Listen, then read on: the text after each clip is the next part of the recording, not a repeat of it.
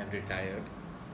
Now, Deepankar, I am a little concerned about what I just heard a couple of minutes ago.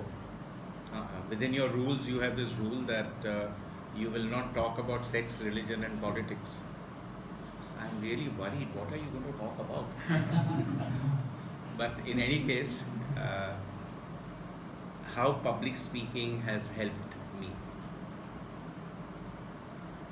My first speech way back in 1971 was in the Faculty of Home Science Auditorium, and I was a budding chemical engineering student then, and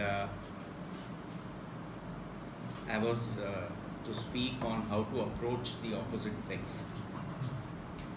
And I must tell you that that speech, I have to confess, that speech was an unmitigated disaster. What I realized is that for 5 minutes, 250 students, 25 members of staff, one vice chancellor, a jury of 3, and 5 chaprasis had to listen to me. Now, the Maharaja Sayajirao University audience is not kind, and it does not suffer unprepared speakers easily. It did not suffer me, they made me suffer. But I did not vacate the podium for 5 entire minutes. I stood my ground. But when I went back, I introspected and I realized that I had not prepared. And I was expecting to wing it. Never ever wing a speech. Your audience deserves a lot of respect. You deserve a lot of respect. Always go prepared. This is what I learned. Therefore, and I had those people for 5 entire minutes. I could have done anything. I don't know if you realize that you have incredible power to do good or bad when you get up to speak. You are all powerful. Okay, you don't realize that when you're speaking initially. But nobody has come here hoping that Parimal Gandhi should fail. You have invested in my success by being here, and therefore you are with me. Now it is up to me to make good use of that goodwill. Anyway, by sheer dint of preparation, I started winning all the trophies at Maharaja Sayajirao University. I don't know if you even know that there is a trophy called the Vadodara trophy, made of solid silver, which 2 people cannot carry easily. It is that heavy. And they no longer, if it is being run, I don't know, but they no longer give it to people to take home because they are scared that it's so much solid silver, it will be stolen. You'll find my name on it, and what people used to do is that they would write, because it ran out, it's a very old trophy, so it ran out of space. So they put another set of plaques around it, they ran out of space, and then there was no space even for more plaques. So people used to reverse the names of old speakers and put their name on top. I put my name on both sides. Anyhow, all that aside, the Vice Chancellor of Maharaja Sayajirao University was present in the first speech, the disastrous one, and he was present in this speech where I won this trophy, called me to his office and said, "Why don't you teach others?" So on the 1st of January 1976, I launched out as a trainer. What you see here is a result of that effort. Not a penny of my father's money has been used in creating this infrastructure. We have the academy works out of India, the United States and Mexico. Mexico, we are partners with the ex-president of Mexico, Vicente Fox, and his wife, Martha Fox. And I have had the privilege of traveling internationally I have trained internationally, and all that has come out of my public speaking. You go through 3 stages as a public speaker. The first stage is U minus. That means when you get up to speak, you are less than yourself because of various reasons. So you don't do your best. The second stage, if you persist, and a lot of people find this first experience so daunting, and remember that public speaking is the second greatest fear that human beings have. Some say it's the first. Doesn't matter, it's quite a fearful experience. So if you conquer, as you know, dar ke aage jeet hai. So you conquer that stage, you go from U minus to U, and you are able to be yourself in front of a group of people. Now you persist beyond that, and you start delivering a few good speeches, and you start getting good feedback, and you start achieving the results that you get up to to achieve. Then you become U plus. What is that U plus? Words that you did not know that you knew. Ideas that you did not know existed in your brain. Languages that you did not know that you could speak in so well. Stories that you did not know that you could recount. All of these things start happening to you, and they happen to you when you stand up. They won't happen to you when you sit down. That is the U plus that I'm talking about. When you sit down, you are U. When you get up to speak, you become U plus. It's incredible. It's incredible. I never passed Gujarati. I never passed Hindi. And suddenly, one day, I taught an entire training program on communication skills in Hindi. One day, I taught a 3-day training program on the 7 habits of highly effective people in Gujarati.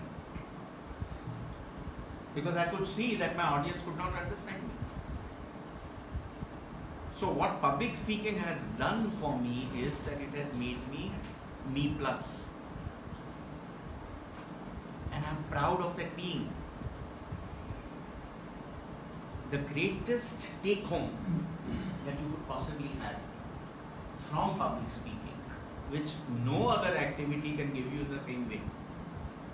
Now, you can do gymnastics and you can play cricket in front of a stadium and so on and so forth, but that's not for everybody. But public speaking is for everybody. Anybody that is willing to prepare and get up in front of a group of people and speak their mind and hold the audience's attention can engage in public speaking. And the greatest take home that I'm talking about is confidence. It is trust within. I've traveled through Europe on a Ural pass,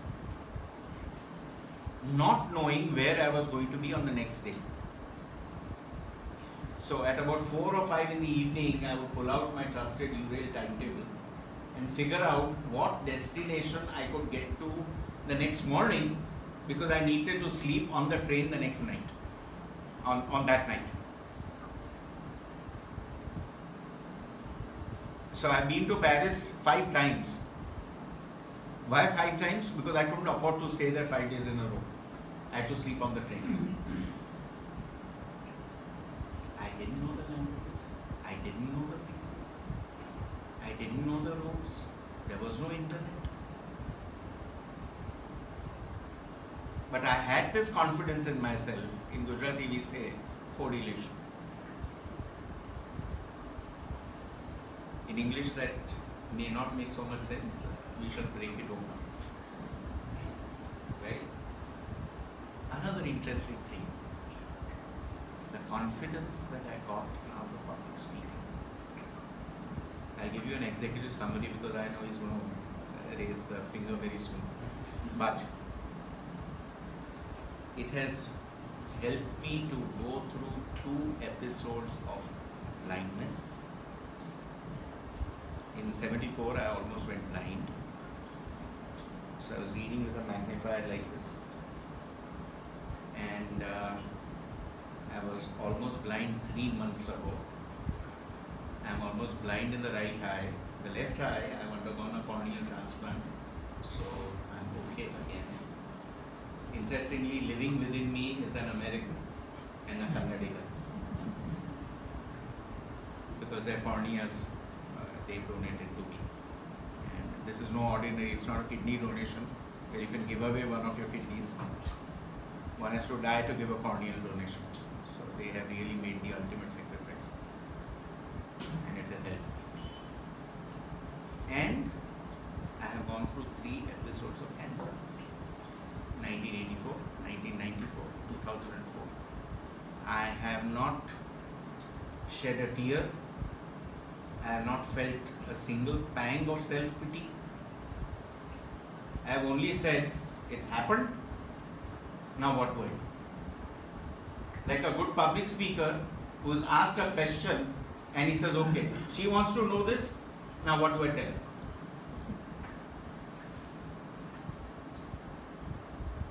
And with all this, I have worked extremely hard. If you come into my office, you will see pictures of some of my participants who include Deepak Parekh of HDFC. This place was, it became possible because of a loan given by HDFC at a point where I was not loan worthy. All this thanks to public speaking.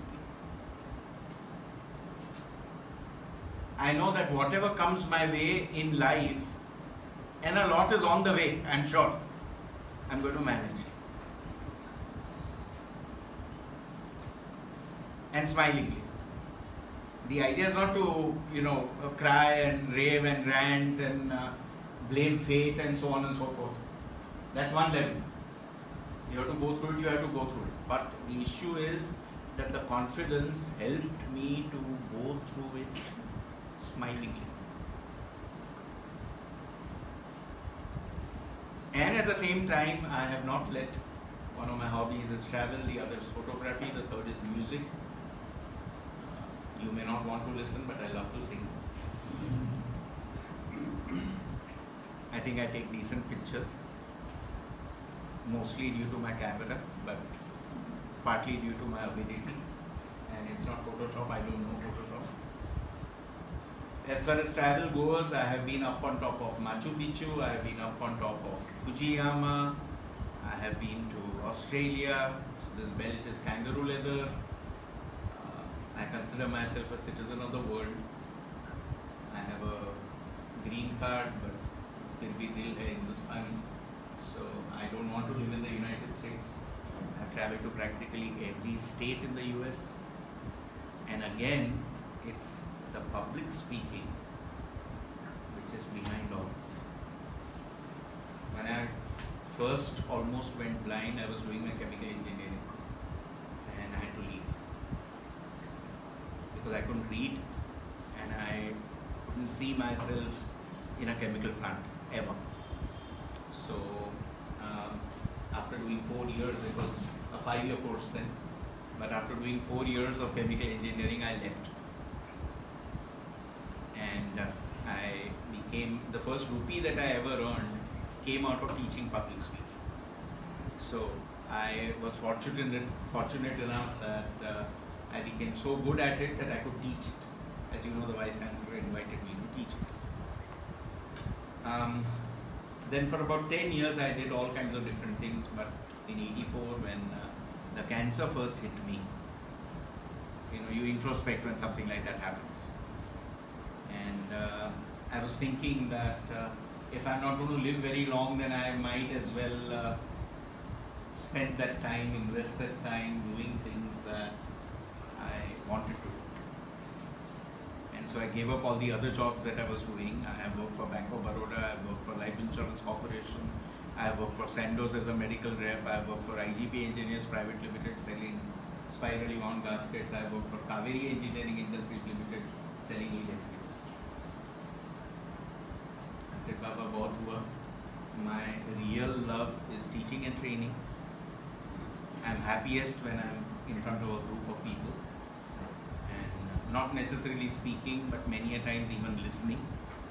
And so I said to myself that I want to do what I like to do because I'm going to live a very short period of time. My calculation failed और मैं जी गया. So I didn't succumb to cancer, and maybe it was my profession, which is rooted in public speaking, that helped me to live. Because if you have a purpose for remaining alive, then you don't want to go, and I didn't want to go, and I don't want to. Of course, in the meantime, now you might think that after 2004 I have been sitting quiet. The answer is no. I'm diabetic, I'm hypertensive, I've undergone a bypass, so I carry a sorbitol in my pocket with me. Life is good.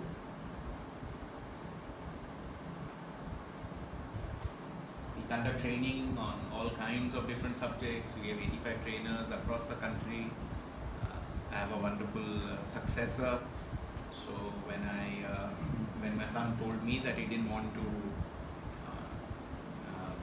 take up this profession, and so he would not want to succeed me at the Academy of Human Excellence, I said, well, you have personal children and you can have professional children. So I was not going to allow this effort to die out.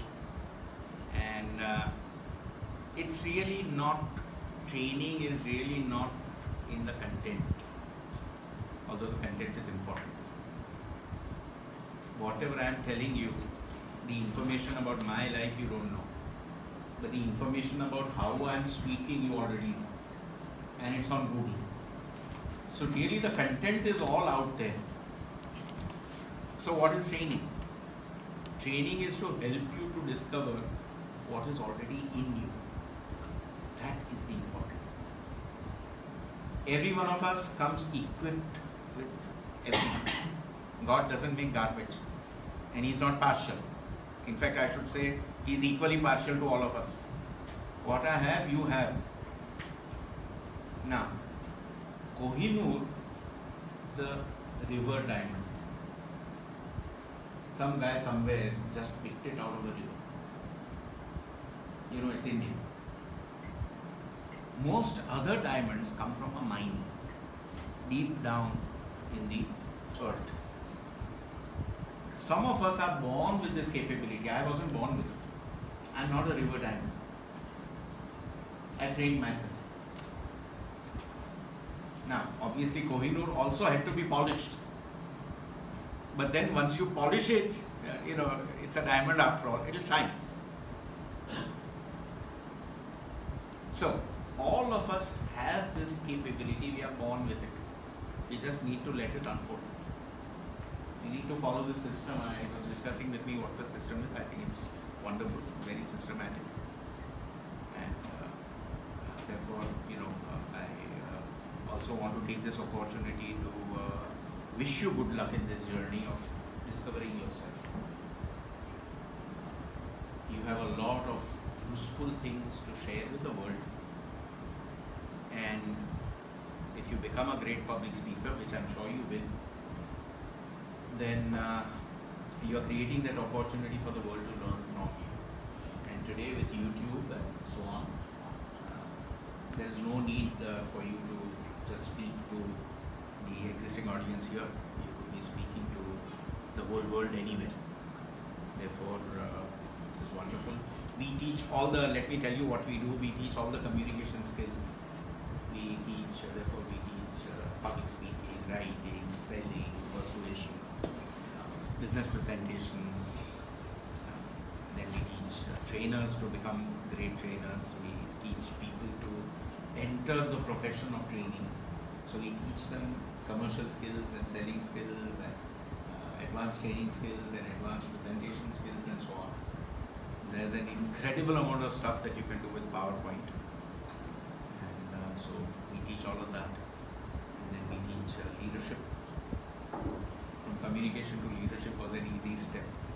We have never said no to anything as far as training goes.